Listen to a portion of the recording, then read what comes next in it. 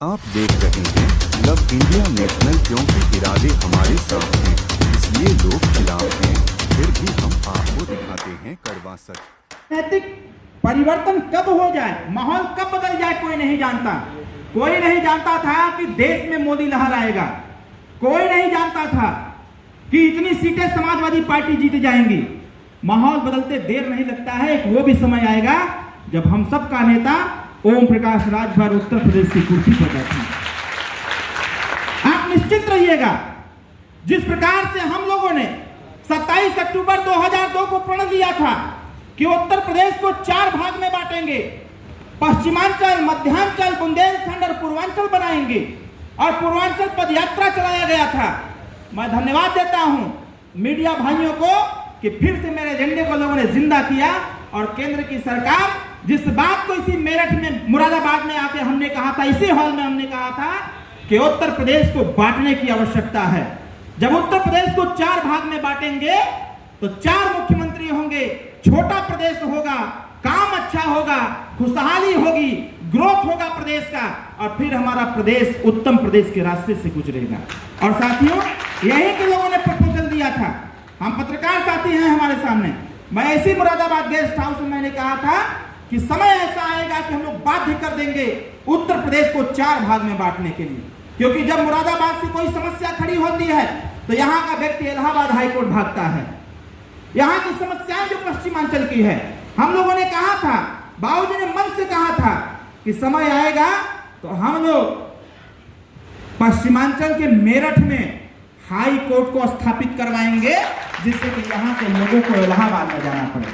बहुत सारी बातें थी, और ईश्वर का करामात है कि जितनी बातें हमारे नेता माननीय ओम प्रकाश राजभर और हमारे समर्पित कार्यकर्ताओं ने उसकी पुष्टि किया था, आज वो सारे काम होते नजर आ रहे हैं। साथियों, इसलिए मैं आपसे कह रहा हूं, आप अपने हौसले को बढ़ाए रखिए। माननीय ओम प्रकाश राजभर जी, सुहेलदेव भारतीय समाज पार्टी और हम सब लोग एक परिवार जैसे हैं, और हम सब लोग एक परिवार जैसे हैं, तो इस परिवार की एकता को बना के रखने की आवश्यकता है।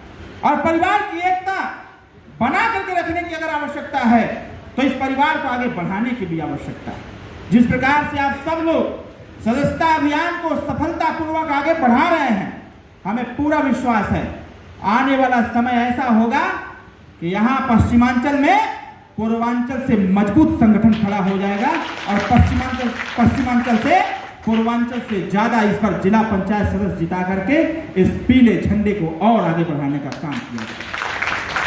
और ये सारी सफलता अगर प्राप्त होंगी तो मेरी वजह से नहीं, मैं कुछ नहीं हूं, मैं शून्य हूं, मैं शून्य हूं एकदम। जो सब कुछ है वो आप हैं, सब कुछ आप हैं।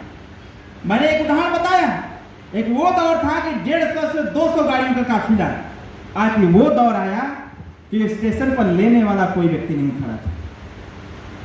लेकिन कहा जाता है ना, विकट स्थिति में ही दोस्त और दुश्मन की पहचान होती है। हम अपने वरिष्ठ पदाधिकारियों को धन्यवाद देते हैं। आज आपकी ताकत की देन है कि माननीय नेताजी वहां बैठे हैं, और आप लोग विश्वास रखिएगा, खाली काम करिए, आपको अवसर तो ये अरविंद राजभर देगा, और ऐसा अवसर देगा कि आप भी कहेंगे कि काम करने का परिणाम प्राप्त हुआ। आपको स्मरण करना चाहता हूं, अभी पार्टी ने पहली बार 21 साल के कार्यकाल में पहली बार एमएलसी बना हमारे पार्टी से। उस एमएलसी के पास साइकिल तक नहीं है। अब आप सोचिए, एमएलसी बनने के लिए लोग क्या से क्या कर जाते हैं। हम चाहते तो बहुत सारी चीजें लेकर के हम किसी को बना देते, लेकिन हमने एक ऐसे पदाधिकारी को बनाया जिसके पास साइकिल तक नहीं था। वो सिर्फ एमएलसी नहीं बना, कार्यकर्ताओं के मन में विश्वास पैदा किया, काम करने पर उसका परिणाम मिला।